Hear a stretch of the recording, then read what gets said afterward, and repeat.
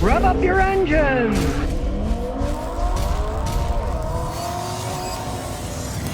GM with an OnStar, they can be spying on you, giving your information to insurance companies. Shows you drive fast, they jack up your rates. So you can opt out of it. There is a way. And here's how you do it. First, you open up the OnStar app and make sure you're logged in. And make sure the app is connected to your car and it's working. You tap on the user profile on the top right corner. Then you scroll through a bunch of menus until you see settings with a little gear icon. Then you tap settings to open the settings menu. Then in the settings, you have to scroll down. Yeah, there's a lot of scrolling. They want to make it really hard, right? You scroll down to the OnStar Smart Driver option. You then tap OnStar Smart Driver and you open the OnStar Smart Driver options. They want to make it as hard as possible so you can't turn it off, right? Then with the OnStar Smart Options menu open, look for Allow OnStar Smart Driver Toggle and slide it into the disabled position. Then you turn it off and they won't give that information to people, so you might get your insurance rates jacked up. I mean, I don't like people spying on me one way or the other. Then again, I really never have to worry about this. I would never buy a GM product, so I would never have GM OnStar, so I don't have to worry about it, right? You can bypass all the crap by not buying their products in the first place, right? Like I tell you about Kias, their engines blowing up, their transmissions blow up. You don't have to worry about it if you don't buy a Kia. Well, in this case, you don't have to buy one with an OnStar. But if you do have it, now at least you know how to turn the stupid thing off so they don't report you to Big Brother in the sky. Awards, awards, awards. Awards are all a lot of horse manure as far as I'm concerned, and here's one. Ford Maverick wins 2024 Best Resale Value Award. Bad enough it's Best Resale Award, but it's for their segment. Now, they're saying, well, Ford Mavericks have the best resale value. Well, it's always an asterisk you should put. Why does it have the best resale value? Because people like them, they don't make enough of them. So a bunch of people are buying new ones, they're immediately reselling them for more than they paid for them. So of course, the resale value is going to be high because people are selling used ones for more than new ones because they don't make enough of them. Now, this isn't going to last all that long. And of course, if Toyota comes out with their small pickup, you know they'll blow Ford out of the water, just like they did with the Ranger versus the Tacoma. They sell so many more Tacomas as they do Rangers, and if Toyota makes a small pickup like the Maverick size pickup, they will blow Ford out of the water. I mean, in 2023, Toyota sold 234,768 Tacomas. 2023 Ford Ranger sold 63,356.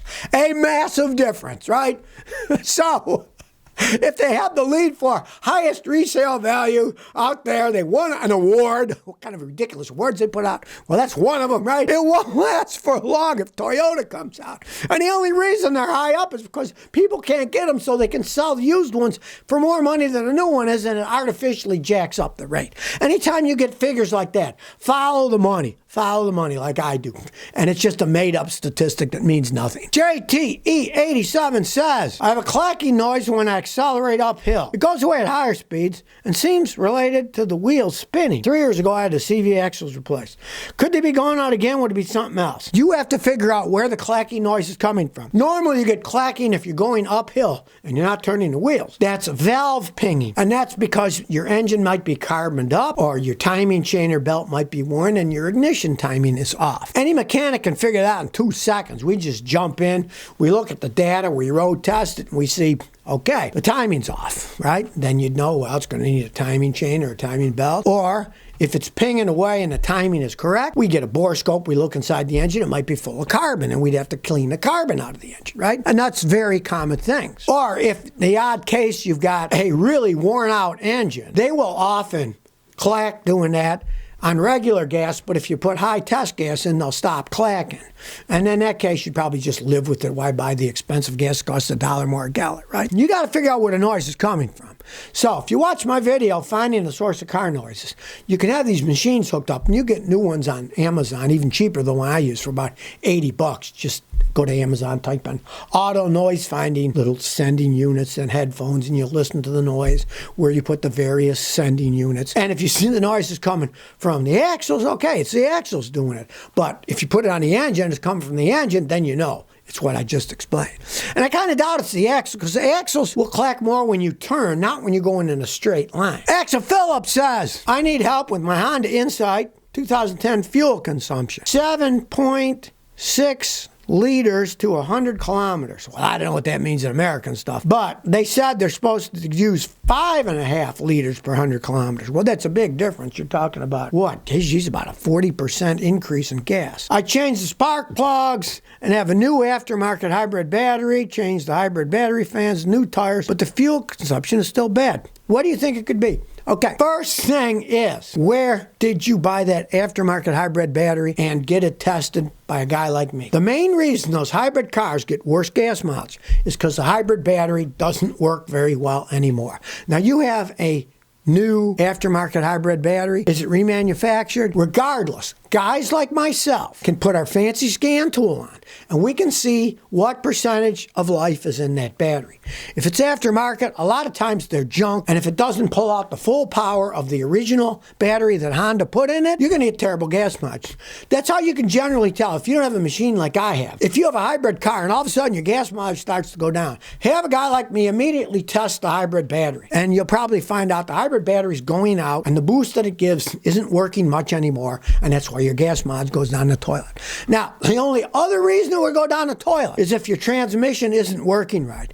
If it's staying at higher rev ranges than lower rev ranges, then it's spinning the engine too fast instead of spinning it slower. And a lot of times you didn't give the mileage on it, but if you got real high mileage and it is a Honda, it could be that transmission, those CVT transmissions, they can go out like that. They'll run, but they'll keep your engine running at a higher RPM. If you can remember back in the day, when it originally revved at say 65 miles an hour, look at your tach now, and if it's revving higher, the problem is the transmission. Well, here's an interesting one. You can have an action and a reaction, right? Uber and Lyft are leaving Minneapolis after the new minimum wage law leaves 10,000 people out of work. In Minneapolis, the Uber and Lyft drivers have to make the minimum wage, which is $15.57 per hour. So Uber and Lyft left Minneapolis and said, we're out of here. How are they going to figure that stuff out to begin with? People are driving. Maybe they get rides. Maybe they don't get rides, right? But they're going to get paid, right? They get paid by the rides that they do. It's kind of an absurd situation. I agree entirely. I mean, there's no way in heck that I would drive my own personal vehicle, pay for the vehicle, pay for the gas, pay for the insurance, and then get a small percentage of profit every time I drove the car. You're making money for Uber and Lyft, and they don't even have to invest in buying cars and paying for insurance. I would never be in that situation in the first place, because I met people when I was in Houston that did it, and the honest people, a lot of them said, well, I didn't want to figure it out. Now I'm so depressed. I figured out that after all the depreciation, the money I spent, insurance, gas, and all that, that I'm barely making minimum wage driving for Uber. I mean, if you're a real hustler, you can make money. If you don't mind driving 2 o'clock in the morning in the dangerous parts of town, picking up drunks from bars, you know. I mean, let's face it, it's kind of dangerous areas late at night. Right? The people of Minneapolis, their city council, they thought, oh, well, this is a good thing. We'll make them get this money. So now they don't have any jobs at all. And so now the Uber and Lyft people in Minneapolis, they're mad because they left the city and they won't give them rides anymore. The company tells you where the next ride is. You go pick them up, right? Well, Uber and Lyft have left Minneapolis. They're not going to service it now. These idiots that think, oh, we're going to make this work. And we'll change what the minimum wage is. The companies don't have to do business there. There's no law that says they have to do business in that town. How can you give a wage for something that is unpredictable? Maybe the person will get a bunch of rides. Maybe they won't. You could theoretically do this. Guy could be logged in for 12 hours, not pick up a single customer, but get paid doing nothing. I mean, the whole thing's kind of ridiculous. Well, New York State, as usual, has screwed up with energy. Now, they closed a nuclear plant outside of New York City that provided up to like a quarter of the electricity in New York City because the greenies said, oh, we don't like it. It's not green. The nuke plants are about the greenest thing you could possibly do. And they hailed it as a victory. We shut down the nuke plant, and there's 2 more we want to shut down too, they're screaming, right? But guess what? Now there's a whole bunch more pollution because what did they replace? The nuke plant that doesn't put out smokestack stuff? They replaced it with natural gas power generation. Because if you know anything about the business, natural gas power generating is the easiest, cheapest things to build. They got GE natural gas turbines that, generate electricity, right?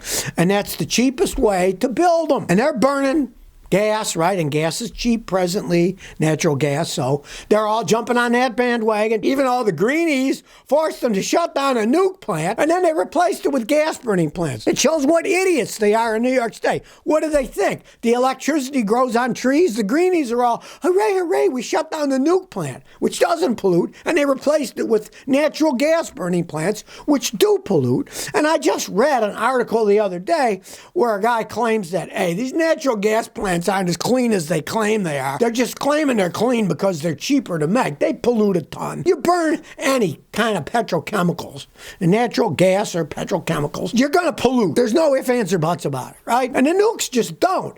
But they don't like them. They got this, greenies got this thing against nukes. I don't understand it whatsoever. Oh, they're afraid it's going to blow up and have another Fukushima, la, la, la, you know? Americans seem to take pretty good care of their plants, the nuke plants. They never had a problem with any of them in Tennessee. They opened up a new one a few years ago.